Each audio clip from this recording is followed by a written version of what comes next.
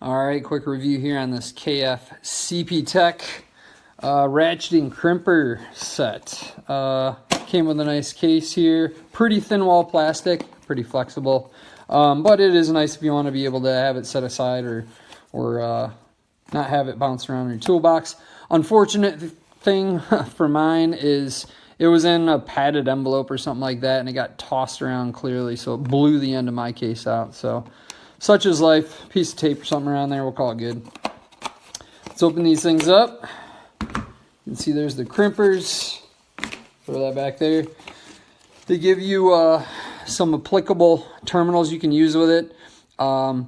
They have Deutsch connectors. They have, I think, JST, TEAMP, Molex, several others. Anything that's non-insulated. As you can see, none of these have insulation. Open barrel connectors.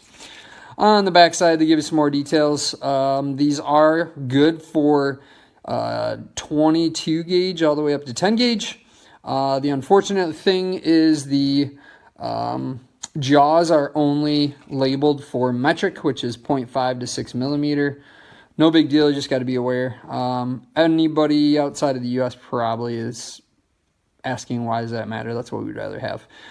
Give you just a few details here, but I'll show you guys what it was able to do for me really quick. If anybody doesn't know how these things work, right now I just didn't open them all the way. If you crimp down all the way on your connection, then let go, they'll open up.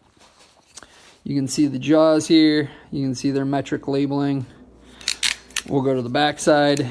They are also labeled on the back side. You can see these are a few layered pieces of steel. Then they've got some pins run through here. Some of these pins are more or less a rivet, like these, rounded on this side. Then we have some other pivoting pins that have a E-clip on them, or circlip. The jaws are held in by screws. I'm going to show you guys a comparison of some much more expensive Blue Point tools that are almost identical. You can adjust right here how tight you want your crimp to be.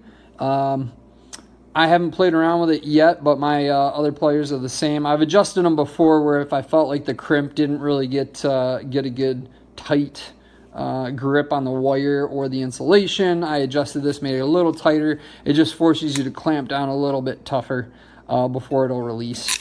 Also, if you get this thing lined up and then you're like, oh shoot, I need to release the jaws, you can do that. You can just push down a little bit and then push this lever and it'll open back up. So it's kind of a nice feature. Right now it's set pretty light, so it doesn't take too much to release. Really quick to show you guys what these do as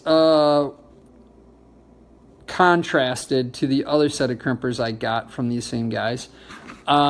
These, if I show you the jaws, you can kind of look in there. You'll notice it's stepped a little bit.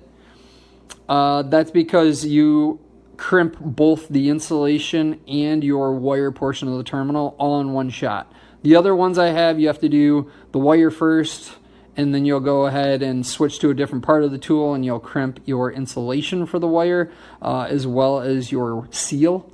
If you're doing weather tight connections, these you do it all at once. So that's just the difference.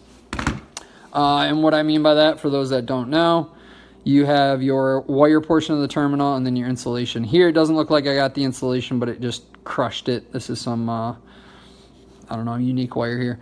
Anyway, did a fine job. Gave it a pretty good yank. This is not going anywhere, so I'm pleased with it, especially since these are, I think, a penny under $21 right now. Hard to beat. Look, feel, operate the same as these other Blue Point ones I'm going to show you that I have that I've been using for quite a while. Now, mind you, this set was dramatically more expensive, but it has interchangeable jaws that come with it, so you can just easily do a quick change with all the different jaws. So you got to take that into account, and it came with all these other jaws with it. So that said, these you can buy other jaws for and swap them out not as quickly. These are, we'll say, 21 bucks. These I think I paid, I don't know, 10 years ago or something like that, around $90. Right now I looked, I think they're like $150. So considering that These are very similar in design, operation, feel, weight.